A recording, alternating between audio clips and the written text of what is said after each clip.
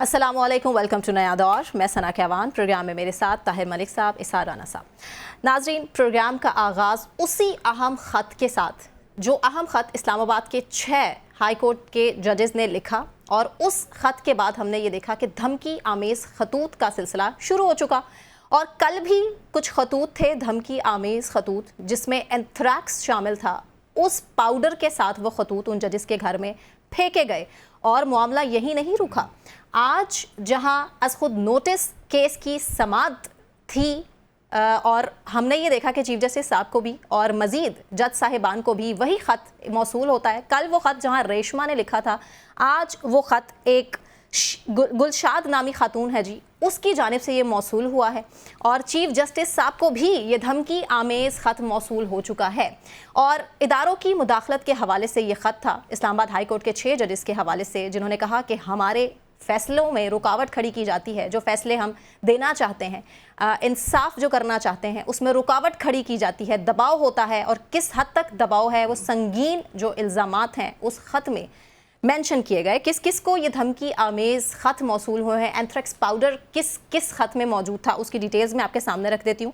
Supreme court के senior तरीन जज जस्टिस मंसूर अली शाह को भी, इसके अलावा जस्टिस अतर मिन अल्लाह को भी, जस्टिस जमाल मंदोखेल, जस्टिस अमीनुद्दीन को भी धमकी आमेज़ खतूत मौसूल हुए हैं। मलिक साहब, ये मामूली चीज़ नहीं है कि चीफ जस्टिस साहब, हमारे आपके मुल्क के चीफ जस्टिस साहब, इंसाफ जिनसे मिलता है, इंसाफ के तकाजे वो पूरे करते हैं, और उन्हीं को धमकियाँ दी जाएँ, उन्हीं को कहा जाए कि जी इंसाफ के तकाजे आपने पूरे नहीं करने हैं। और इस ख़त में एक अजीब सा निशान भी है जो कि ख़तरे की घंटी है कि अगर आप नहीं मानेंगे तो फिर ये होगा जो हम चाहेंगे। क्या होगा? देखें, ये आपने तो खुद ही कहा, मैं कोई शोर सोच रखने वाला बंदा इसे इख्तलाफ नहीं कर सकता कि ये एक इंतहाई सीरियस मैटर है। ये जिस तरह हमने कहा था कि 6 जजेस ने ख़त लिखा है, वो उससे भी ये सीरियस मैटर है। वो उसकी वजह क्या है? उसकी वजह ये कि इस वक्त जो पाकिस्तान की सुप्रीम कोर्ट है, आज का दिन जो बुध का है, आज उन्होंने नोटिस लिया वो किस बात के कि 6 जजेस ने कहा है कि हमें बैरूनी प्रेशर है, हम पे ताकतवरों का प्रेशर है। वो उसकी डिटेल में नहीं हम जाते। तो अभी आपके एक इदारे ने ये फैसला करना कि इन पे बैरूनी प्रेशर है कि नहीं है, उसी दौरान वो फैसला करने वाले पे प्रेशर आ गया। क्वेश्चन जो उससे अब सीरियस बन गया है। अब इसके 2 एस्पेक्ट है। या तो हाइपोथेटिकली मान लेते हैं वाकई वो ताकतवर वो लोग हैं जो जिनके पास ताकत है वही कर रहे हैं। मेरी अकल नहीं, मेरी अकल मानने से मतलब जिनकी जुरिस्डिक्शन में सब कुछ आता है। नहीं, मैं जो इससे क्वेश्चन रेज करना चाह रहा हूँ वो मेरी समझ से बाहर है कि इतनी बेवकूफ़ ताकतवर या रियासतें नहीं होती कि बच्चों की तरह लड़ें। अब दूसरा एस्पेक्ट है कि क्या कोई ऐसी कुव्वत भी है जो इस कन्फ्यूजन को मजीद कन्फ्यूज करना चाह रही है, इसका फ़ायदा उठा रही जा रही है। अब जो कंक्लूड करना चाह रहा हूँ, मैं समझता हूँ इसके 2 एस्पेक्ट हैं। एक एस्पेक्ट है इन्वेस्टिगेशन। ये रियासती हुकूमती मशीनरी का काम है कि वो दूध का दूध पानी करने के लिए सबसे पहले एविडेंस लेके आए, ये कहाँ से आ रहे हैं, कहाँ जा रहे हैं, ये पिंडी से निकल रहे हैं। वो कभी को खतून का कोई नाम हो जाता है, कोई नाम हो जाता है। मेरा अपनी अकल कह रही है, मैं कोई पोस्ट सिस्टम को समझता नहीं कि ये ट्रेसिंग हो सकती है। कोई भी जो खत आता है, मेरा ख्याल है लॉजिकल है कि आप उसकी ट्रेसिंग कर सकते हैं। फिर अगर ऊपर हैंड राइटिंग है, आप राइटिंग से कर सकते हैं। मैंने कल भी आपको एक बात की थी, हालांकि मैं बिल्कुल एक ऑर्डिनरी सिटीजन हूँ कि हम सब का, मेरी भी जेब में शनाख्ती कार्ड है मेरा, तो उस शनाख्ती कार्ड में मेरा अंगूठा अब पाकिस्तान की जो नादरा है उसके पास सारी हमारी हैंड्स मोमेंट्स हैं, हमारे जो निशानात हैं। तो मेरा ख्याल है कि हम इस बहस का पहला तो सोल्यूशन ये है कि रियासत के जो इदारे हैं उनकी ये बुनियादी जिम्मेदारी है कि वो जल्द अज जल्द बताएं, इन्वेस्टिगेट करें कि कार कौन रहा है। राना साहब, तहकीकात कौन करेगा? तहकीकात की बात तो उन 6 जजेस ने की थी इस्लामाबाद हाई कोर्ट के। अभी वो मामला हल होने को आया नहीं था। आज अज खुद नोटिस की समाअत थी और चीफ जस्टिस साहब के घर भी ये ख़त पहुंच जाता है, उनको भी धमकी आमेज़ ख़त मौसूल हो जाता है। रिमार्क्स पर तो हम बाद में आएंगे, जो आज इस केस का अहवाल रहा उस पर तो हम बाद में बात करेंगे। लेकिन फ़िलहाल बात यही है कि एंथ्रैक्स पाउडर, इसको हम मामूली नहीं ले सकते। लेकिन इस हद तक ख़तरनाक है, हमारी ऑडियंस को पता होना चाहिए। और जज साहिबान, मुअज़्ज़ज़ जजों को अगर ये पहुँच गई है चीज़, मेरी और आपकी ज़िंदगी कहाँ सेफ़ है इस मुल्क में? नहीं तो पहले कौन सी हमारी ज़िंदगी सेफ़ थी? पहले कौन से कोई हमारे हर 3 बंदे के ऊपर एक पुलिस वाला हमारी हिफाजत के लिए था? पहले कौन सा कोई जो रियासत थी वो हमारे घरों के बाहर को पहरेदार बिठा लेती थी? तो वो हमारी तो जिंदगी वैसे भी पानी के बुलबुले की तरह है। और हम तो एक वो माइनस वो अशारिया हैं जो फिगर्स को भारी करने या मनफी करने के लिए इस्तेमाल हो जाते हैं। लेकिन असल सवाल ये कि देखें, अगर हम जियो फोरेंसिक से 9 मई के लोगों को घरों से तलाश करके निकाल सकते हैं, ठीक है, तो ये कौन सा बड़ा काम है? ये करते हैं ना, फिर दुखती रख पे हाथ रखते हैं ना अवाम की। तो आप कर लेना। हमारे पास किस चीज़ की कमी है? वसाइल की कमी है कोई? हमारे पास दुनिया का बेहतरीन इंटेलिजेंस नेटवर्क है अल्हम्दुलिल्लाह, and I am proud of it, ठीक है।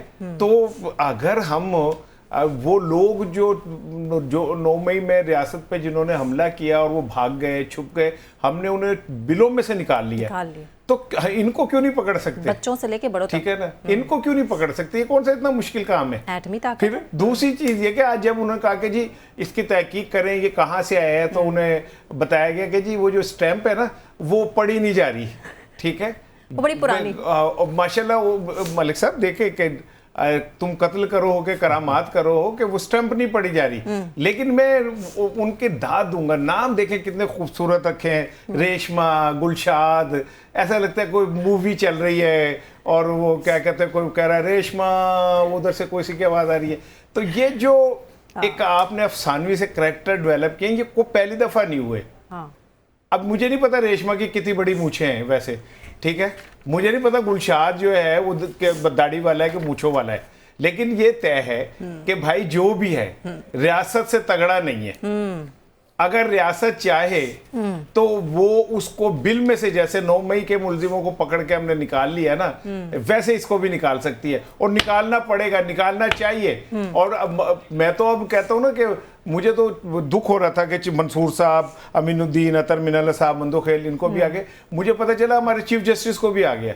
मैंने कहा यार हमें तो तुम भेज ही रहे हो, साढ़े चौधरी ने भी तड़ियाँ, हमारे चौधरी को भी अब तड़ियाँ लगा रहे हो तुम, तो चौधरी तो नहीं छोड़ेगा।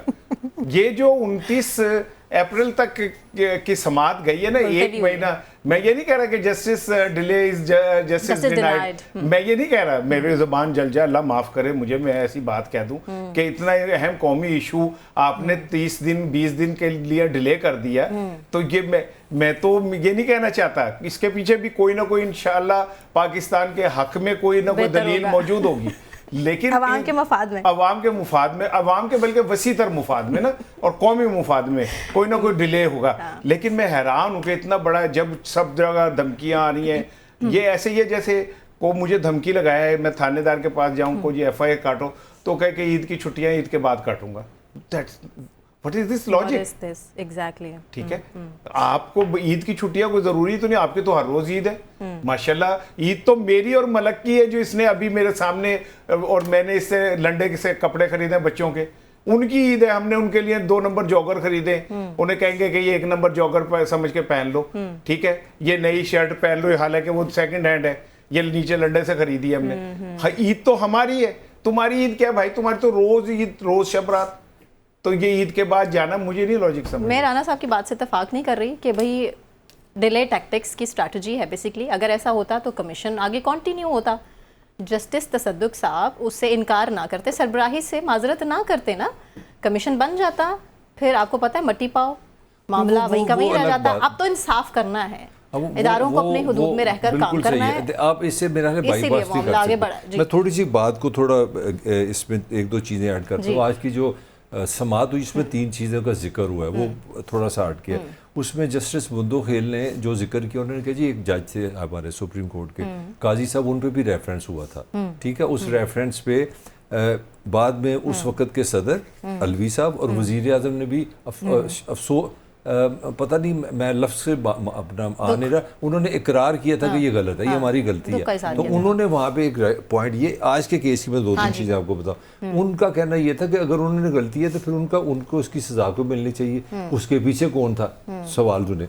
फिर एक चीज़ और, जो 6 जजेस ने लेटर लिखा है, उसमें लेटर में एक चीज़ लिखी है कि जस्टिस शौकत सिद्दीकी ने ये जो, देखिए मैंने कल उठाया था, उसकी हिमायत करते हैं। मैं आपको एक कल पॉइंट दिया था, आप दोबारा उसको सुने। हमारे सुप्रीम कोर्ट ने उनके जो इल्ज़ामात को उनको गलत करार नहीं दिया, क्योंकि उन्होंने कहा था कि जनरल फैज़ मेरे पास आए थे और उन्होंने ये कहा था कि अगर ये हो गया तो हमारी मेहनत ज़ाया हो जाएगी। तो आपकी सुप्रीम कोर्ट ने एक किस्म की सर्टिफिकेशन कर दी है। मेरा पॉइंट समझ रहे? अच्छा आज उसका भी जिक्र हुआ है, और उस जिक्र के साथ दूसरी चीज़ समझें, उस लेटर में ये लिखा हुआ है कि हम जज जो 6 लोग हैं, हम जस्टिस शौकत अजीज सिद्दीकी का ये जो मुतालबा है, ना मौक़िफ़ नहीं का, ये जो मुतालबा है कि इसकी तहकीकात कीजिए, हम उसके साथ हैं, ये भी लेटर का हिस्सा है। तो अपना फैज़ दन्ने का भी जिक्र हुआ है। मैं जो इसमें आज जो स्मेल कर रहा था, मुझे ये केस खुलता नज़र आ रहा है, मुझे इसमें जनरल बाजवा भी नज़र आ रहे हैं आते, मुझे इसमें जनरल फैज़ भी नज़र आते आ रहे हैं, मुझे वज़ीर आज़म साबिक़ नवाज अपना इमरान खान भी नज़र आ रहे हैं, मुझे अलवी साहब भी नज़र आ रहे हैं। और जो आपका असल क्वेश्चन था वो उस पर काजी साहब का अपना एक डिफेंस है। काजी साहब ने कहा कि जो नए लॉस बने हैं उसके तहत मैं तो सो मोटो भाई ले नहीं सकता।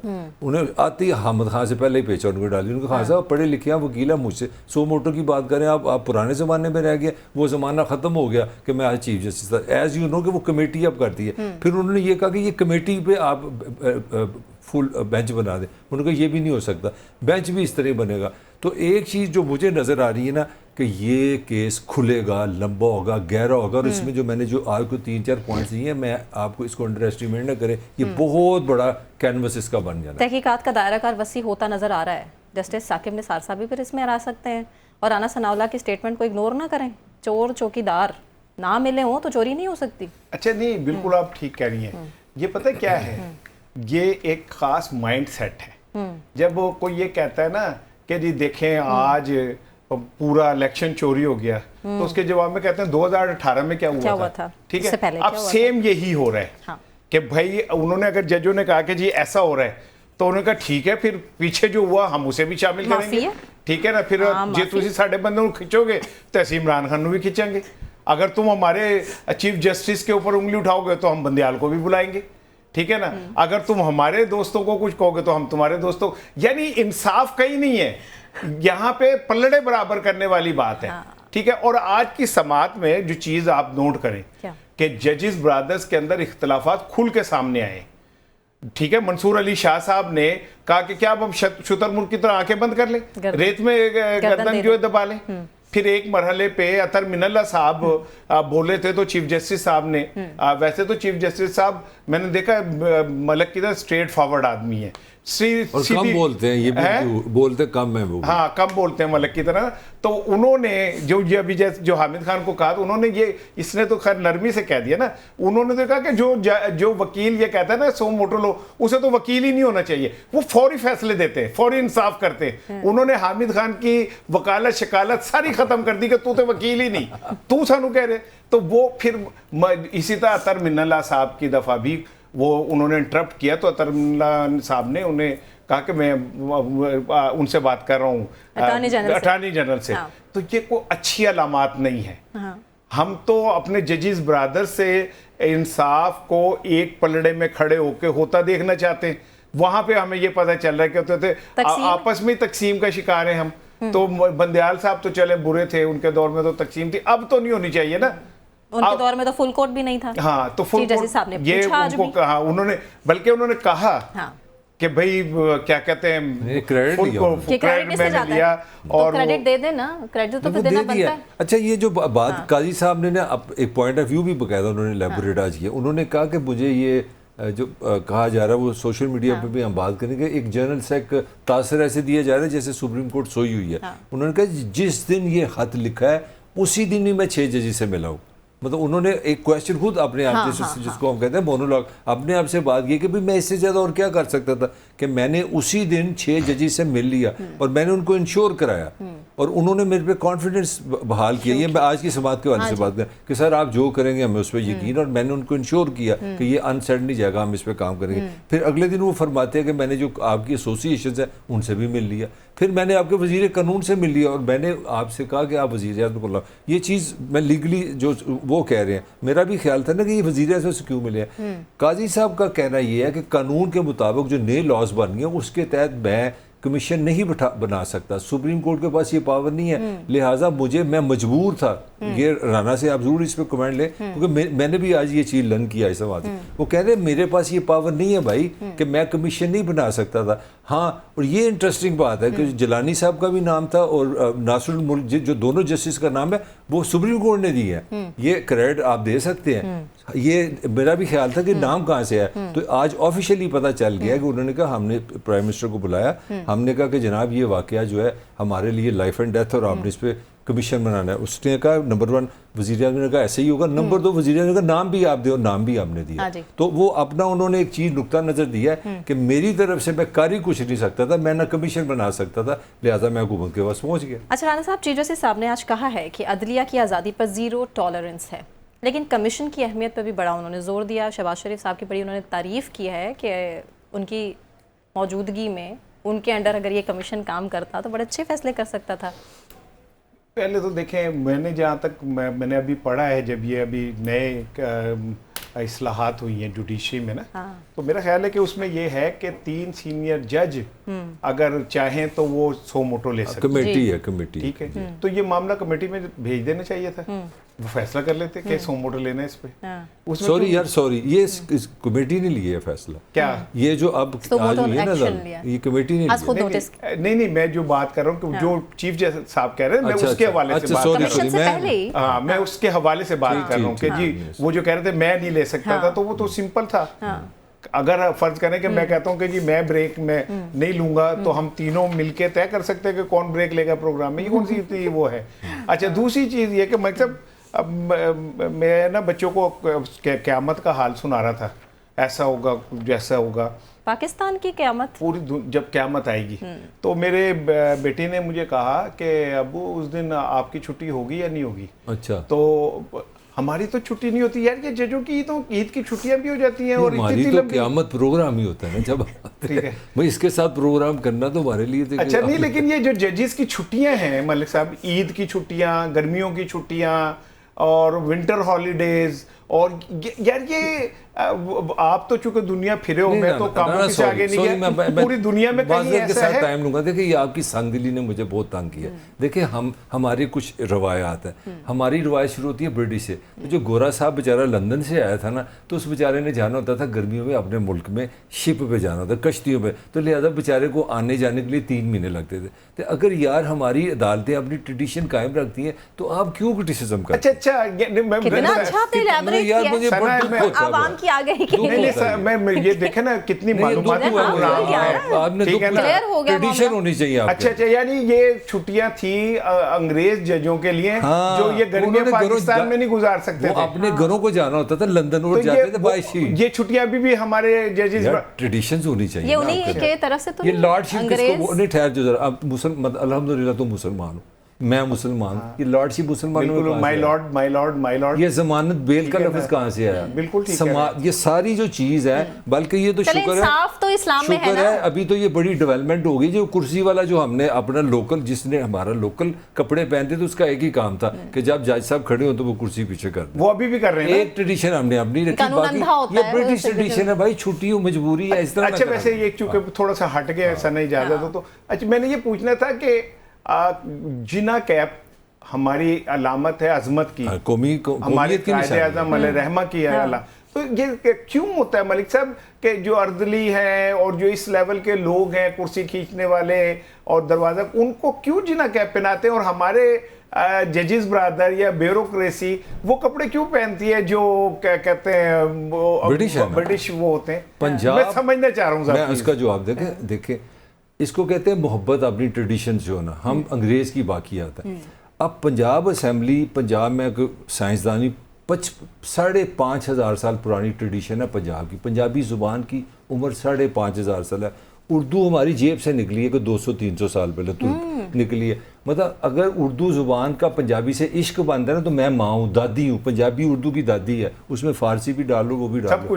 हमने क्या किया, हमने 5,000 साल का जो प्राइड था पंजाब का, वो 2 चीज़ें हैं, पग और ज़ुबान। हमने पहला कानून ये बनाया कि आप पंजाब असेंबली में पंजाबी नहीं बोल सकते, और जो वहाँ पे स्टाफ है, जो चाय देगा, जो आ वाली बात है, जो मेरी अल्टीमेट ऑनर थी, ये सिंबल्स होते हैं। देखिए कोई पाक खुदा ना खासा कोई हमको भूत परस्त थोड़े, ये सिंबल्स होते हैं। पंजाबियों की सिंबल थी पाक, इसी तरह सिंधियों की अपनी, इसलिए उन्होंने पग पहनी भी होती है। हमने कहा नहीं, हमने अपनी ट्रेडिशन कायम रखनी है, इसीलिए हमारी समर ब्रेक होती है अदालतों में।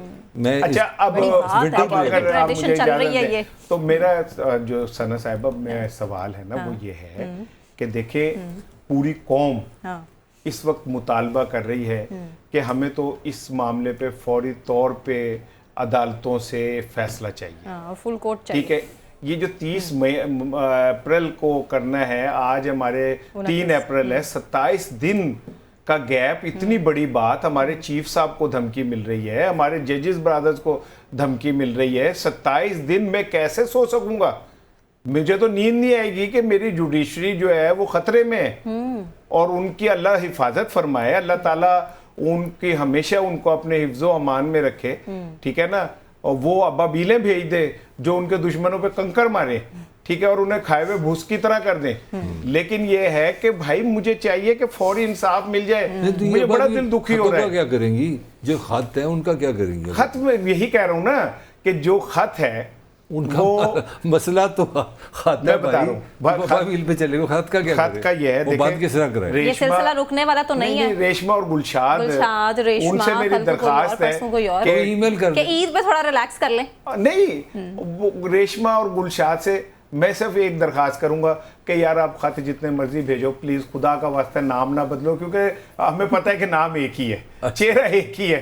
तो ये रेशमा, गुलशाद, शबनम, ये सना, ये नाम ना रखें। सना वैसे एक बात कर रहा हूँ, ये नाम ना रखें। हमें पता है कि खतों के पीछे चेहरे कौन से हैं। अगर हमारे दोस्त, ताकतवर दोस्तों में हिम्मत नहीं है तो हम क्या कर सकते हैं, लेकिन हम चाहते हैं कि एक दफा वो चेहरा जरूर दें। चलें जी, ब्रेक मुझे अनाउंस करनी है। ब्रेक के बाद हम यहीं से कंटिन्यू करेंगे और आज जो समाअत हुई है इस केस की, उसका अहवाल भी आपके सामने रखेंगे। लेकिन एक ब्रेक के बाद हमारे साथ रहिए।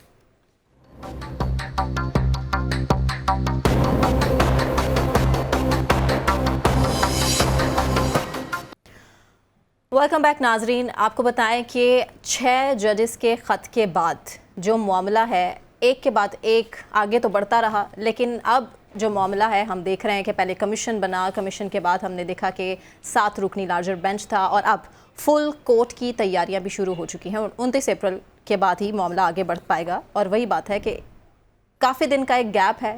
क्या गारंटी है कि इस गैप में मज़ीद धमकी आमेज़ खतूत नहीं रिसीव होंगे? ये मामला कैसे थमेगा, किस तरह से, और कौम की नज़रें चुके इस मामले पर, इस अहम फैसले पर और इस ख़त की तहकीकात पर टिकी हैं, तो इसका फ़ैसला कब आएगा? खैर, जो आज खुद नोटिस केस की समाअत हुई जिसमें चीफ जस्टिस साहब के अहम रिमार्क्स हैं जो कि मैं आपके सामने रखूँगी। चीफ जस्टिस साहब कह रहे हैं कि मुलाकात में वज़ीर आज़म ने वाज़ेह पैगाम दिया कि अदलिया की आज़ादी पर समझौता नहीं होगा और हम इस पर ज़ीरो टॉलरेंस शो करते हैं अदलिया की आज़ादी पर। लेकिन राना साहब, हमने साथ ही साथ ये भी देखा कि सोशल मीडिया पर भी तनकीद की है चीफ जस्टिस साहब ने। उन्होंने कहा कि जस्टिस तसद्दुक ने जो सरबराही से माजरत की है, कमीशन की सरबराही से, वो बेसिकली जो क्रिटिसिज्म का सामना उनको सोशल मीडिया पर करना पड़ा ना, इसी वजह से वो बैकफुट पर चले गए और उन्होंने सॉरी कर लिया, एक्सक्यूज़ कर लिया कि जी मैं नहीं कर सकता सरबराही कमीशन की। Do you agree? Social media एक वबा है। देखें, 2 चीज़ें।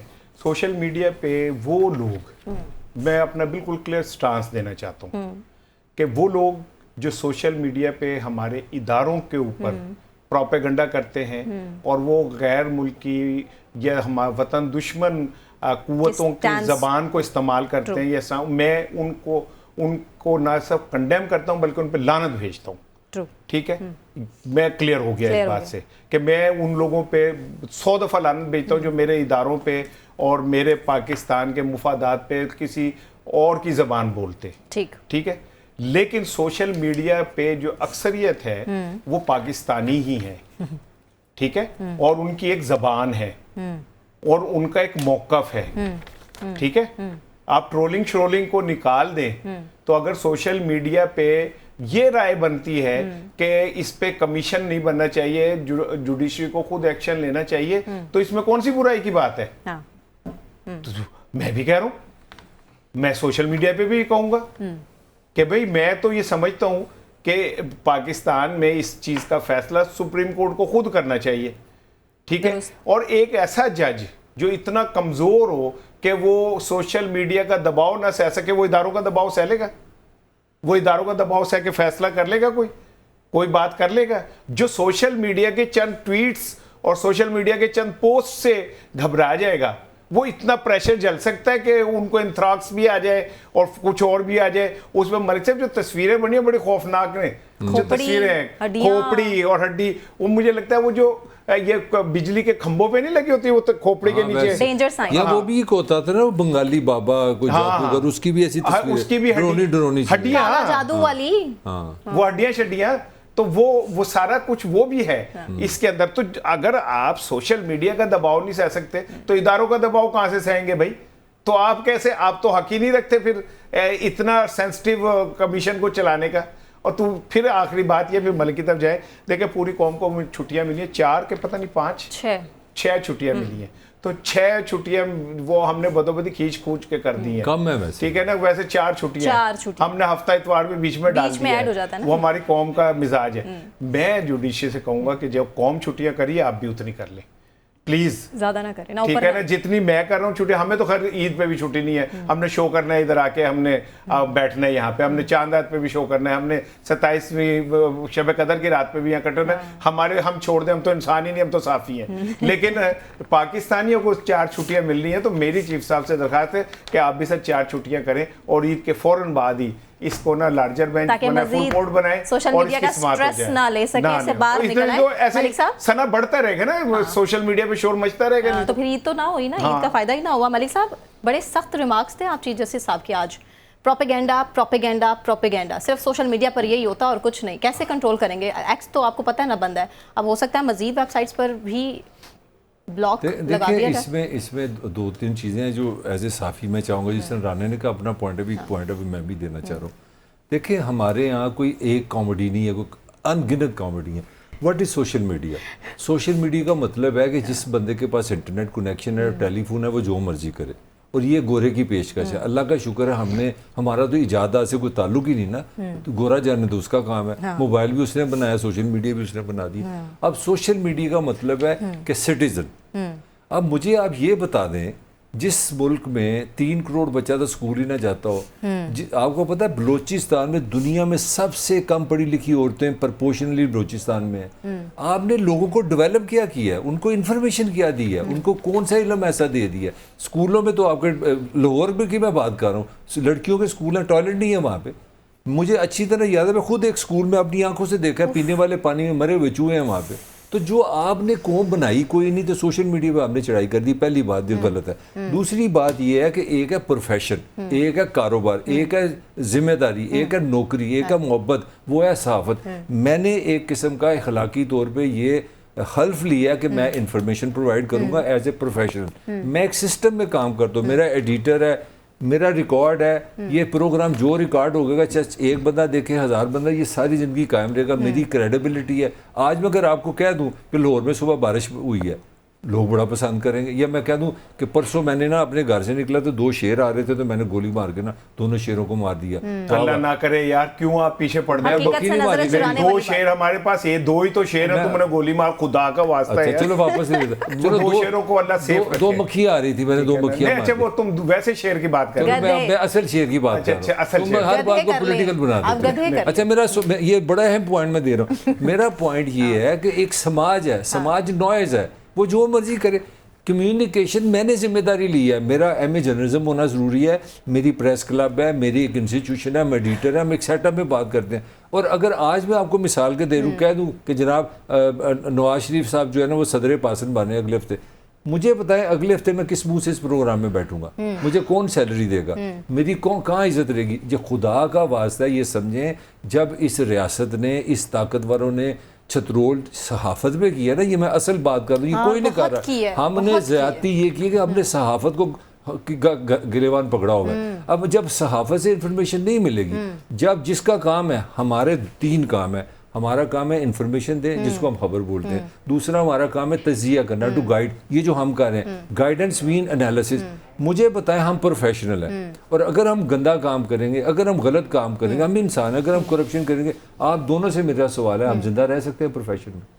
रह सकते हैं। मैं भी आता हूँ आपके मैं आपने जवाब नहीं रह देना है। सकता, मेरा जवाब मैं अब यही है। कंक्लूड करने लगा हूं ज़बानें सिली हुई हैं। कि ये हमारा बहुत से मेरी सहाफ़ियों समझ की। से बाहर है कि पाकिस्तान ने सारा हमला सोशल मीडिया पे कर दिया। और भाई ये काम उसका नहीं है। वही तो freedom of हम expression मिलता है। प्रोफेशनल हैं, हम इसके पैसे लेते हैं, हमारा ये कारोबार है, हमारी ये ज़िंदगी है, हमारे अपने अखलाकियात है, हमारा अपना खुदा है। हम किसी को जवाब दें, और अगर हम किसी को भी जवाब नहीं ना दे तो सना हमारा व्यूअर नहीं हमें छोड़ेगा। हम झूठ नहीं बोल सकते, हम फराड नहीं कर सकते। जिस दिन आपने प्रेस को आज़ाद कर दिया, हेल्दी कर दिया, सोशल मीडिया खुद तब मरेगा, वरना नहीं मरेगा।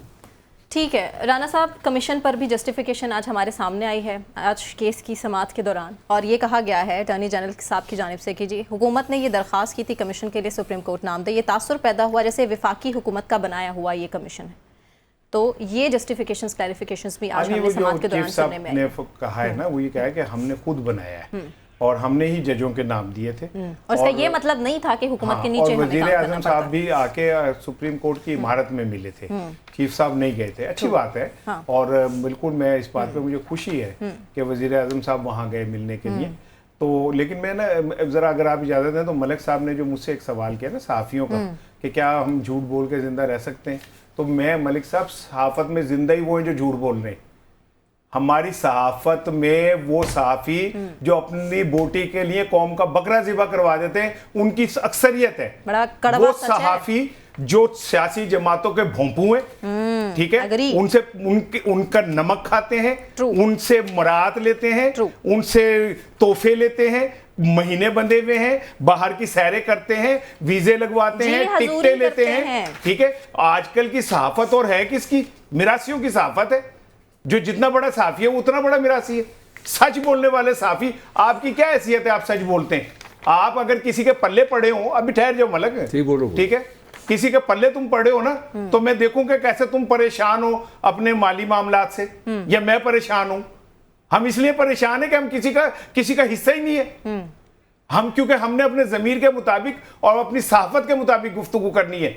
हम अगर किसी के पेरोल पे हों, किसी इदारे के साथ जुड़े हों, किसी सियासी जमात का हम नमकखार हो, ना तुम्हें परवाह है ना मुझे परवाह है। फिर किसी पाकिस्तान का अलमिया क्या है? पाकिस्तान का अलमिया यह कि हमारा दानिश्वर शहतूत जलेबा से भी सस्ता बिकता है। वो 1 मिनट में अपने फायदे के लिए और अपने मुफादात के लिए अपनी जबान ऐसे करके 1 सेकंड में बदल देता है। मैं इस प्लेटफॉर्म पे सख्त जुमला नहीं बोलना चाहता, इनसे कहीं बेहतर वो खवातीन है जिन पे पता नहीं क्या क्या इल्जाम लगाते, और वो मुनाफिक नहीं है, वो जैसी हैं वैसी नजर आती है। ठीक है, कंटिन्यू हमारे तो दो चेहरे हैं। साहब ने हमें ज्वाइन किया है, माहिर कानून है अहमद अवैस साहब, बहुत शुक्रिया टैरन को अपना टाइम देने के लिए। मामले की संगीनी का अंदाज़ा यहीं से लगा लीजिए कि एंथ्रेक्स पाउडर का इस्तेमाल किया जा रहा है, धमकी आमेज खतूत का सिलसिला जारी है, और ये जो ख़त हैं यकीन कीजिए कि चीफ जस्टिस साहब को भी अगर मौसूल हो जाते हैं तो फिर आम आदमी, आम शहरी की सिक्योरिटी का क्या बनेगा? ये बिस्मिल्लाहिर्रहमानिर्रहीम, आप ठीक कह रही हैं, बिल्कुल ये बड़ी तशवीशनाक सूरत हाल है, और इसकी ग्रेविटी का एहसास जितना होना चाहिए वो नजर नहीं आ रहा। वैसे अगर नजर आ रहा होता तो आज का जो उन्होंने लाजे बेंच बैठा था, हाँ ना, असखुद नोटिस की समाअत हुई है, इसको तकरीबन 1 महीने के लिए एडजर्न ना करते। इससे बड़ा कौन सा वाक़या हो सकता है? Valid point. इनको चाहिए था कि जितने सर्किट सूबों के अंदर भी कहीं जजिस के बेंच बने हुए हैं, सबको सारी लिस्टें कैंसिल करके तमाम जज साहबान को यहाँ बुलाते, और जिसका उन्होंने ये इंदिया दिया कि वो हम हो सकता है कि हम फुल कोर्ट का बेंच बना लें, तो वो बेंच अब बनना चाहिए था।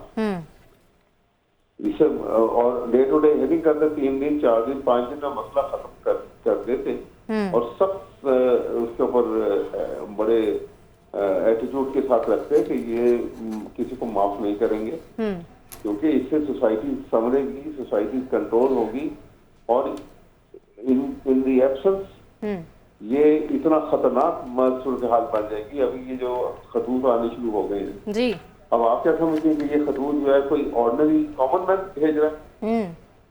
किसी की क्या मजाल है? रेशमा गुलशाद अहमद वैसा मैं इशारा नर्ज कर रहा हूँ, पीटीआई जो भी अदलिया एक स्टांस लेती है उससे मुकर जाती है। आज 7 रुकनी बना आप उससे मुकर गए। और मैं कहीं से तो आगाज होना चाहिए ना, पीटीआई को भी कहीं थोड़ा सा इस मामले में खड़ा होना चाहिए ना अदलिया के साथ। क्यों हम ये तासुर देते हैं कि अदलिया और पीटीआई दो अलग पेजेस पे हैं? कोई ऐसा नहीं बात है। हम देखें, बात सुने, तो बोलते एक डिजायर का देखो ना, ख्वाहिश का इजहार किया था, बाकियों ने भी किया है। ये तो ख्वाहिश का इजहार था ना कि ये बेहतर था कि उन्होंने खुद भी कहा है आज। देखिए ना, या तो कोई पीटीआई ने कोई गलत बात की होती तो फिर आप कहते। आज तो चीफ जस्टिस साहब ने खुद भी कहा कि जी हम मुमकिन है कि हम जब दोबारा ये कार्रवाई शुरू होगी तो फुल बेंच की तरफ हम जाएं। मैं तो वैसे पीटीआई के दौर में भी यही सारी सूरत हाल थी। जनरल फैज वाला इशू सबके सामने है। फिर इमरान खान साहब ने एतराफ़ किया कि मैं तो काजी साहब के खिलाफ रेफरेंस नहीं भेजना चाहता था। सदर साहब ने भी, तो दबाव तो उस वक्त भी था। तो उस वक्त तो पीटीआई को कोई एतराज नहीं था किसी बात पे। देखिए, सवाल ये है कि ये ग्रेविटी उससे बहुत ज्यादा है। वो किसी एक जज की तरफ से था, उसको वो एक जज के ऊपर जब बात आई तो उसके मुख्तलिफ पहलू होते हैं जिसके ऊपर वो ग्रेविटी नजर नहीं आती। इसको उस पैराए में नहीं देखा जा सकता। यहाँ 6 जज ने पूरे इस्लामाबाद के हाई कोर्ट, आप देखिए ना, टोटल 8 जजेस हैं, 2 उस वक्त फंक्शन कर रहे थे, बाकी 6 के 6 ने ये जो है कलेक्टिव लेटर इशू किया है। तो ये कितनी बड़ी ग्रेविटी है। और उन्होंने जो एविडेंस बताई है, लगाई है साथ, जो खतूत जो ये मामला वो फरवरी में उन्होंने इस्लामाबाद हाई कोर्ट के चीफ जस्टिस को भी उन्होंने लिखा था, उन्होंने काजी फैजीसा साहब को भी और उमर बंदयाल साहब को भी। तो ये सारी सूरत हाल जो है ये आप उसको इक्वेट नहीं कर सकते उसके साथ।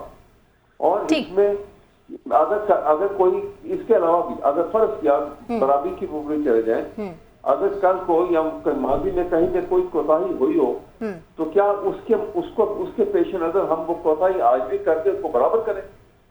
हम स्कोर सेटलिंग के ऊपर और स्कोर बराबर करने पे लगे रहे। सोसाइटी एडवांस कैसे करती है? सिविलाइजेशन एडवांस करती है कि आप स्टेप फॉरवर्ड लेते हैं जी। आपका कदम आगे की तरफ जाता है और आप वहां रुके तो नहीं रहते हैं या पीछे की तरफ नहीं जाते हैं। तो मेरी गुजारिश ये है कि ये इशू इतना बड़ा है कि अगर जुडिशरी के निजाम के ऊपर इस किस्म के ब्लैक मेलिंग का एटीट्यूड जो है वो एग्जेक्टिव की तरफ से आने लगे। मैं एग्जेक्टिव का लफ्ज इसलिए इस्तेमाल कर रहा हूँ कि ये एजेंसियां जो हैं या एस्टेब्लिशमेंट जो है it's small limb of the government. ये गवर्नमेंट के लिम है, इसलिए छोटे छोटे से इल्जाम तो गवर्नमेंट के ऊपर ही आएगा। अगर स्वीयर एक्शन नहीं लिया जाएगा तो ये तो एक स्टेट ही डिफरेंट बन जाएगी। फिर तो आपको जुडिशरी खत्म हो जाएगी। अच्छा, वैसा मैं आपसे पूछना चाह रहा हूँ कि बादियुल नज़र में ये लग ऐसे रहा है कि ये जो खतूत लिखे जा रहे हैं वो जजिस को डराने के लिए लिखाए जा रहे हैं, और डराने से मुराद है कि वो फैसला वो ना करें जो आइन और कानून के मुताबिक है। पहले तो मेरा आपसे सवाल है कि क्या यही आपको भी ऐसे ही लग रहा है, और नंबर 2, अगर ये ऐसा है तो ये कौन चाह रहा है, ये किसके इंटरेस्ट में है? जिस तरह कहते हैं कोई वाक़या हो तो सबसे पहले सोचते हैं उसका फ़ायदा किसको होगा, तो ये किसको फ़ायदे में जाएगा ये खतूत? नहीं, इतना अच्छा सवाल ये उठा लिया। ये वो चाह रहा है कि जिसके आगे कानून की और आइन की हैसियत नहीं, जो रूल ऑफ लॉ के ऊपर खुद बिलीव नहीं करता, जो डेमोक्रेसी को रिग करके अपनी ताकत का मुजाहरा करता है, ये वो शख्स ऐसा कर सकता है ना, या वो अदारा ऐसा कर सकता है। जो अदारा कानून और ज़ाब्तों के दरमियान में चलेगा, ठीक है, और डिस्पेंसेशन ऑफ जस्टिस का काम जब जज करता है तो वो आइन और कानून के बंदिशों के अंदर दबा हुआ और फंसा हुआ होता है, उन्हीं में उसने फैसला करना होगा। ठीक, अहमद अवैस साहब, वाहिद हल इस खत की तहकीकात है। आपको लगता है कि तहकीकात होंगी और बर वक्त होंगी? देखिए, तहकीकात, देखिए मैं एक और बात आपको बता दूं, ये बात की जा रही है कि देखिए जी वो कोई ये कोर्ट ऑफ इंक्वायरी तो नहीं है सुप्रीम कोर्ट, और यहाँ पे कोई एविडेंस रिकॉर्ड नहीं हो सकती। मैं आपको एक ये प्रोसीडिंग जो है ना, 2 आर्टिकल आइन के अंदर ऐसे रखे हुए हैं जो सुप्रीम कोर्ट को एब्सोल्यूट पावर देते हैं, एब्सोल्यूट ये उनको जुरिस्डिक्शन अता करते हैं कि आप जैसा चाहे करना, जो भी अंदाज अपनाना चाहे अपना के, you can go for complete justice. Article 184(3) और इसको साथ पढ़े आप आर्टिकल 187 जी। आर्टिकल 187 कहता है कि सुप्रीम कोर्ट जो है वो कंप्लीट जस्टिस के लिए जा सकता है, सब कुछ खुद ही कर सकता है। और ये इतनी खतरनाक सूरत हाल है कि इनको ये सब कुछ खुद यहाँ करना होगा, ताकि अगलों को भी ये कान होंगे कि ये हाथ नहीं, अगले एक्टों पर हाथ नहीं डाला जा सकता और उसके ऊपर मनमानी महा नहीं की जा सकती, उनको दबाव नहीं उनको किसी किस्म का डाला जा सकता। बिल्कुल ठीक, बिल्कुल ठीक। जब के साथ ये बातें अगर नहीं होंगी तो इसके असरात तो बड़े भयानक मरतब होंगे। सोसाइटी जो है जब जुडिशरी कमजोर पड़ जाएगी या आवाम की नजर में डिस्क्रेडिट हो जाएगी तो society will become free for all. बिल्कुल ठीक, सोसाइटी बन जाएगी। बिल्कुल ठीक। अहमद, पहले हमारे राउंड द कॉर्नर है, खड़ी हुई है मलका नाज की आके। बहुत शुक्रिया। और भूख नंग जो है वो उसने तबाह किया ऑलरेडी सबके सामने। तो ऐसे मौके पर जुडिशरी भी हाथ से निकल गई तो फिर मुल्क अल्लाह ही हाफिज़ है। बेशक। बहुत शुक्रिया अहमद अवैस साहब ख़ुसूसी टाइम देने के लिए टैलेंट न्यूज़ को। बहुत शुक्रिया आपके वक्त का। मुझे यहाँ पर ब्रेक अनाउंस करना है। ब्रेक से वापस आने के बाद ग्रैंड अलायंस और ये एहतजाज क्या संगीन शक्ल इख्तियार कर सकता है ईद के बाद, कौन कौन ये एहतजाज करेगा, इस पर बात लेकिन एक ब्रेक के बाद हमारे साथ रहिए।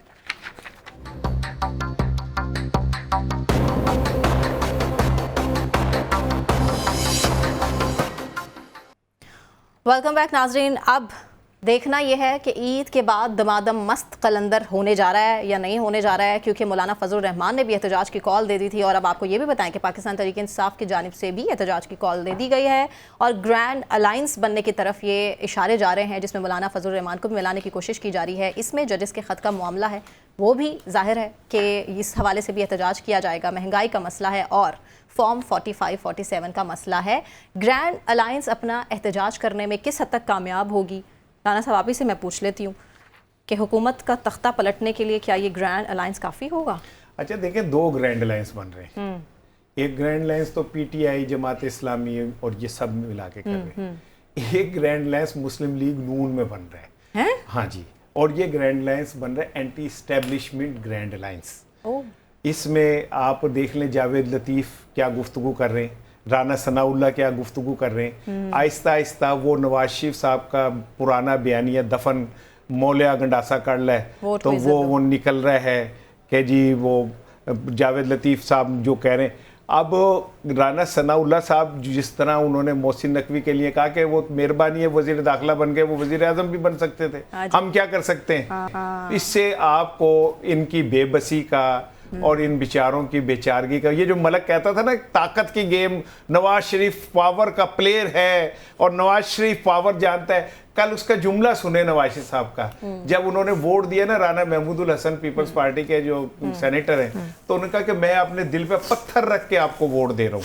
अब ये कितने पत्थर उन्होंने रखे, मोहसिन नकवी की दफ़ा दिल पे पत्थर रख लिया, औरंगजेब की दफ़ा दिल पे पत्थर रख लिया, सरफराज बुख्ती की दफ़ा दिल पे पत्थर रख लिया, फिर आसिफ अली जरदारी साहब के सदर बनने पे दिल के, मुझे तो लग रहा है कि उनके दिल पे इतने पत्थर आ गए हैं कि अब दिल ढूंढने के लिए किसी कोहकन की तलाश करनी पड़ेगी जो वो पत्थरों को तोड़ सके। कहाँ गई आपकी ताकत, कहाँ गई आपकी पावर गेम, कहाँ गए जनाब आपके आप पावर के प्लेयर थे, इतना बेबस कहाँ गए। वो दिल पे पत्थर रख के ओन चौधरी को आप वोट दे रहे हैं, ठीक है। आप पहले कैंडिडेट वो है लीडर जो अपने निशान को वोट नहीं दे सके, ओन चौधरी को, ठीक है, और आपको दूसरे को निशान को। ये इतनी बेबसी किस लिए यार? इक्तिदार क्या इतनी बड़ी चीज है कि आप इस उम्र में दिल पे इतने पत्थर रखे जाएं? इस दिल के टुकड़े हजार हुए, कोई यहां गिरा कोई वहां गिरा। ओ भाई क्या हो गया यार, को थोड़े स्टैंड लें। आप 3 दफा के वजीर आजम रहे। आज अब जो राना सनाउल्लाह साहब फरमा रहे हैं या दबे दबे लफ्जों में जावेद लतीफ ने जो बातें कर ली हैं, तो ये ग्रैंड अलायंस इस हुकूमत के खिलाफ सबसे बड़ा ग्रैंड अलायंस होने जा रहा है विद इन पार्टी। वो जो अलायंस है वो तो वो है ही वो लोग जो जिनके जिम्मे ही अपोजिशन लिखी हुई है, लेकिन फजलुर रहमान इस ग्रैंड अलायंस का हिस्सा नहीं बनेंगे। मेरी इतलात ये है कि उन्हें मना लिया गया है, उनके गिले शिकवे दूर कर दिए गए हैं और उनको जो है उनके बहुत सारे मुतालबात जो हैं वो मान लिए गए। मौलाना फजलुर रहमान साहब एक अच्छे नफीस इंसान हैं, उनको अगर आप उनकी मर्जी की चीज़ें दे दें तो उनका कोई ऐसा कुछ सच इखलाकी स्टैंड नहीं होता। आप उनको बेटे को उनके आज वफाकी वजीर बना दें, उन्हें कश्मीर कमेटी में ले सरबराह बना दें, एक दो चीजें और ऐसी कर दें, तो वो अच्छे आदमी हैं, वो 73 के आइन के तनाजुर में मान जाते होते हैं। लेकिन मैनेज नहीं हो सके ना अभी तक, इसीलिए तो उनकी जानिब से भी एहतजाज की कॉल बार बार दी गई है। ये ग्रैंड अलायंस कितना खतरनाक हो सकता है इस हुकूमत के लिए? फिलहाल तो हुकूमत के लिए खतरा मोहसिन नकवी साहब ही है, वही मरियम नवाज के लिए भी परेशानी का बाइस है, शहबाज शरीफ साहब के लिए परेशानी का बाइस है। तो मोहसिन साहब तो इस सारे मामले का फ़ायदा उठाते नज़र आ रहे हैं आपको? नहीं, मेरा ख्याल है कि कहीं नज़र आ रहा है मोहसिन के स्टेप्स कुछ रुके हैं विद इन दी हुकूमत भी, अगर आप देखें। अच्छा, हाँ रुके हैं, और ये लाने की खबर सही है कि एक पार्टी के अंदर एक रेजिस्टेंस है, क्योंकि वो एक नेचुरली उनका ख्याल था कि हमने वो, उनका भी एक स्टोरी है ना, जिस तरह खान साहब की एक स्टोरी है, दानली की स्टोरी है, अमेरिका की स्टोरी है, साइफर की स्टोरी है, उनकी स्टोरी है कि वो पनामा से शुरू हुआ, पाकिस्तान 2016 में बिल्कुल स्वीडन नॉर्वे बनने लगा था, सारी चीज़ें ठीक थी। लेकिन मसला और खड्डा तो तो हुकूमत पर था, हुकूमत तो मिल गई ना, अब क्या मसला है? हुकूमत तो नून लीग की है। नहीं, अब उनको कोई मसला नहीं, वो राने का ख्याल है, मेरा नहीं ख्याल उनको कोई मसला, उनको हुकूमत चाहिए थी, वो मिल गई है। मेरी राय वो राने का ख्याल है ना, वो डिस्टर्ब है, मेरा ख्याल है कोई डिस्टर्बेंस नहीं। और ये आप रिकॉर्डिंग निकाल लें, हमारे अपने शो की रिकॉर्डिंग निकाल लें। खुर्शीद शाह साहब ने भी कहा है कि खान साहब को बड़ा मैनेज करने की कोशिश की गई है, उनके साथ हुकूमत मिलकर बनाए, मानते ही नहीं है। मैं उन रिकॉर्ड आपको बताना चाह रहा हूँ, ये अगर आप हमारे प्रोग्रामों की रिकॉर्डिंग निकालें, हम अपनी फिल्म की बात ही करते, छोड़ दे सारी ऑन रिकॉर्ड हम मौजूद है कि नवाज शरीफ का नुक्ता नज़र ये है कि मैंने अपनी बेटी को इन कराना है, फाइनली वो करा गए। बहरहाल वो छोड़े वो टॉपिक, असल जो टॉपिक जो आप जिसकी बात कर रहे हैं ना, इस वक्त सारी नेम ऑफ दी अचक ज़ई साहब सदर के भी उम्मीदवार हैं, बलोचिस्तान में उनका नाम कुछ नहीं है, मेंगल शुगर, ये आउट ऑफ, ये वो लोग हैं जो उस तरह मेन स्ट्रीम पॉलिटिक्स में नहीं। इस वक्त जो पाकिस्तान में जिस पे पीटीआई काम कर रही, खान काम कर रहा है, खान की थॉट ये है कि हमारे यहाँ सारी जो 75 साल हमारी पूरा पॉलिटिक्स एक लाइन पे चलती है, जो जीत जाता है वो रियासत का आशिक होता है, उसके हिसाब से ये दुनिया की बेहतरीन फौज है, ISI बेहतरीन इंटेलिजेंस एजेंसी है। हामिद रजा साहब ने भी हमें ज्वाइन किया है, सरबराह सुन्नी इत्तेहाद कौंसिल। हामिद रजा साहब, बहुत शुक्रिया के वक्त का, टैलेंट न्यूज़ को आपने टाइम दिया है। बताइएगा क्या कहेंगे इस ग्रैंड अलायंस के एहतजाज के हवाले से, कितना कॉन्फिडेंट हैं आप कि मौलाना फजल रहमान साहब भी ज्वाइन कर सकते हैं? क्योंकि कहीं ना कहीं से हमें सोर्सेज ये क्लेम कर रहे हैं कि सरबराही तो वही करेंगे, महमूद खान अचकज़ई साहब कोशिश भी इसकी कर रहे हैं। बिस्मिल्लाहिर्रहमानिर्रहीम। देखिए, मैं आज से 2 रोज पहले जो मीटिंग हुई इससे इत्तेहाद के हवाला से, मैं खुद चूंकि उस मीटिंग के अंदर शरीक था, उस मीटिंग के अंदर अभी सरबराही के हवाला से कोई फैसला नहीं हुआ। अच्छा। जो चीजें फाइनलाइज हुई उसके अंदर यही था कि मुल्क में आइन और कानून की अमलदारी के हवाला से और पाकिस्तान के रियासती अमूर के अंदर और स्पेशली जो हमारे सिविल मामलात हैं उसके अंदर जो एस्टेब्लिशमेंट की मुदाखलत है उसको रोकने के हवाला से एक मरबूत तहरीक चलाने की ज़रूरत है। ये तमाम चीज़ें फाइनलाइज हुई और जो चीज़ें एजेंडा पर रखी गई वो तमाम जमातें वो लेकर वापस अपनी मजालस शूरा के पास गई हैं। जैसे जमात इस्लामी वापस गई, इसी तरीके से MWM ने, SIC ने, पाकिस्तान तहरीक इंसाफ ने, तमाम जमातों ने, मेंगल साहब ने खुसूसन इस चीज़ का तज़किरा किया कि ईद से पहले वो वापस बलोचिस्तान जा रहे हैं, तो वहाँ पर वो अपनी पार्टी से इस हवाला से मुकम्मल अप्रूवल लेकर आएंगे। अच्छा। तो ईद के फौरन बाद इंशाल्लाह इजलास होगा। बाकी जहाँ तक सरबराही का ताल्लुक है, सरबराही के हवाला से कोई फैसला नहीं हुआ। और जहाँ तक मौलाना फजलुर रहमान साहब की सरबराही का ताल्लुक है, बाकी लोगों का तो मेरे इल्म में नहीं है क्या नुक्ता नजर आता है, लेकिन मैं क्लियर हूँ कि मौलाना जो हैं अगर चलते हैं इस तरीके में तो बहुत अच्छी बात है, लेकिन नॉर्मली जो उनका प्रीवियस प्रेसिडेंट है वो यही है कि वो इत्तेहाद की कीमत वसूल करके अलग हो जाते हैं। लेकिन अगर इस मर्तबा वो सिद्ध के दिल के साथ चलने के लिए तैयार हैं तो सौ बिस्मिल्लाह। लेकिन बहरहाल इत्तेहाद सरबराही का फैसला नहीं हुआ। हम सब इशारा न अर्ज कर रहा हूँ, ये जो सारी जमातें हैं ये किसके खिलाफ ग्रैंड अलायंस बना रही हैं? क्या ये समझा जाए कि ये वो सारी जमातें जिनका मौकफ एंटी एस्टेब्लिशमेंट है और वो समझते हैं कि ये हमारा जो अब अगला मैच है वो उसके साथ है, या आपका अलायंस जो है वो शहबाज हुकूमत के खिलाफ है? नहीं, देखिए, मैं अगर ऐसा राना साहब आपको पता है मैं बात खुल करके कर देता हूँ जी, और शायद इसी वजह से बहुत सारे हलकों में या बहुत सारी जगहों पे मुझे कोई ज्यादा पसंद भी नहीं किया जाता। देखें, ये इत्तेहाद एस्टेब्लिशमेंट की जो मुदाखलत है उस हवाला से भी है, उसके खिलाफ भी है।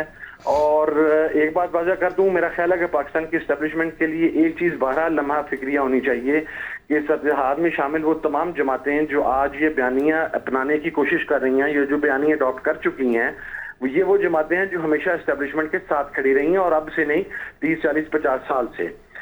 तो मेरा ख्याल है कि उनके लिए ये लम्हा फिक्रिया होना चाहिए कि जो लोग हमेशा उनके तहदी रहे, आज उनको क्यों इस हद तक विक्टिमाइज कर दिया गया या मजबूर कर दिया गया कि अब वो दूसरी साइड पर जा रहे हैं। और दूसरा, यकीनन जो मुस्लिम लीग उनके वजीर आजम है शहबाज शरीफ साहब, उनके खिलाफ तो ये इत्तेहाद है ही है, क्योंकि इसका बेसिक जो पर्पस होगा वो यही है कि जो कंट्रोल्ड रिजल्ट्स दिए गए हैं, जिस तरीके से इंतखाबात में धांधली की गई है, वो हमें काबिल कबूल नहीं है। ठीक है। तो अच्छा हामिद रजा साहब, एक क्वेश्चन, क्या आप लोग डायलॉग पर भी कहीं ना कहीं सोच विचार करेंगे, जिसकी कोशिशें आसिफ अली जरदारी साहब भी कर रहे हैं, सदर साहब, और इसके अलावा क्योंकि मुल्क अभी किसी भी सूरत में सियासी अदम इस्तेहकाम का नहीं हो सकता मुतामिल, तो आपको कहीं ना कहीं लगता है कि फ्लेक्सिबिलिटी शो की जाएगी अगर हुकूमत करती है कोशिश? मैं आपको एक बात अर्ज करूं, मुल्क में मेरी समझ में नहीं आता कि कौन से अफराद हैं जो ये समझते हैं कि मुल्क इस वक्त सियासी अदम इस्तेहकाम का शिकार नहीं है। मुल्क ऑलरेडी सियासी अदम इस्तेहकाम का शिकार है। अच्छा। अपोजिशन को जिस तरीके के साथ विक्टिमाइज किया जा रहा है, उसे दीवार के साथ लगाया जा रहा है, उससे उसके बुनियादी हकूक छीने जा रहे हैं। अब इससे ज्यादा सियासी अदम इस्तेहकाम और मुल्क में क्या हो सकता है कि रूलिंग पार्टी में शामिल जमातें ही इंतखाबात को क्वेश्चन किए बैठी हैं। जाहिर है उनकी अपनी मजबूरियां होंगी या कमिटमेंट्स होंगी जिसकी वजह से वो इत्तेहाद में बैठे हैं, लेकिन सबसे ज्यादा आवाज तो वो भी उठा रहे हैं। दूसरा, जहां तक आसिफ जरदारी साहब का ताल्लुक है या निगोशिएट करने का ताल्लुक है, देखें किसी भी चीज का हल मुज़ाकरात के जरिए ही होता है, लेकिन वो मुज़ाकरात फ्रूटफुल होने चाहिए। और उन मुज़ाकरात के लिए देखिए हमें हमारा चोरीशुदा मैंडेट वापस करें, हमारी रिजर्व सीट्स वापस करें। जिन केसेस में इमरान खान साहब को नाजायज तौर पर सजा सुनाई गई है और जो सियासी कैदी जेलों के अंदर मौजूद है, आप देखें मैं आपको एक बड़ी इधर दिलखराश दास्तान सुनाना चाहता हूँ इन 30 सेकेंड कि उमर सरफराज चीमा का जुर्म सिर्फ ये था कि वो को 3-4 वीक गवर्नर रहा, आज वो दोनों बाजुओं से पैरालाइज हो चुका हुआ, उसे 4/6 की 302 की छक्की के अंदर बंद रखा गया है। 1.5 माह से उनका अपेंडिक्स का ऑपरेशन ड्यू है, लेकिन किस जुर्म की सजा मिल रही है उस बंदे को? उसके खिलाफ तो कोई चीज भी मौजूद नहीं थी। तो आप इन सियासी कैदियों को रिहा करें, चोरीशुदा मैंडेट वापस करें, तो बिल्कुल अगर टेबल के ऊपर ये चीजें हों तो इनके ऊपर बैठ के निगोशिएट हो सकता है। लेकिन अगर आप ये कहें कि हमारी जीती हुई सीटें भी रिकाउंटिंग करवा के वापस ले जानी है, तो फिर मेरा नहीं ख्याल कि मुज़ाकरात इस माहौल में हो सकते हैं। अच्छा साहब, मेरा भी एक क्वेश्चन है आपसे कि कौंसल कह लें या तरीके इंसाफ कह लें कि पार्टी के अंदर भी वो एक अजीब बाजू का तनाव नजर आता है। लेटेस्ट को खबरें इस तरह से आई हैं कि अफजल मरवत साहब एक ज़माने में बिल्कुल छुपे हुए आए और एकदम छा गए, टिकटॉक में भी वो नंबर 1 हो गया है, उनकी प्रेस कॉन्फ्रेंस भी हो गई, सुना कि अब हीट आई है कि उन पर पाबंदी लग गई है, कि काफ़ी लोगों को आइडेंटिफाई किया। तो ये पार्टी के अंदर ये जो एक दूसरे की शिकायतें हैं और इस तरह के जो मसाइल हैं, इसकी क्या वजह है? सर मैं उसके अंदर ना एक बात आपको वाज़ह कर दूं, आपको पता है पार्टियों के अंदर इख्तिलाफ राय तो हमेशा मौजूद होता है। शायद इमरान खान साहब के जेल में अंदर होने की वजह से बाज़ औक़ात कुछ साथी ख्यालात का इजहार कब्ल वक्त कर देते हैं, या कुछ साथियों का जो मोड ऑफ पॉलिटिक्स है वो टोटली डिफरेंट है। जिस तरह हम लोग जो हैं वो ट्रेडिशनल सियासत के आदमी हैं, हम लोग ज्यादा मैं अपनी जात की बात कर रहा हूँ, मैं कोई सोशल मीडिया पर इतना ज्यादा एम्फसाइज नहीं करता। हमने वो जिस तरीके से अपने वालिद के साथ, अपने नाना के साथ, वो उन लोगों के साथ परवान चढ़े हम।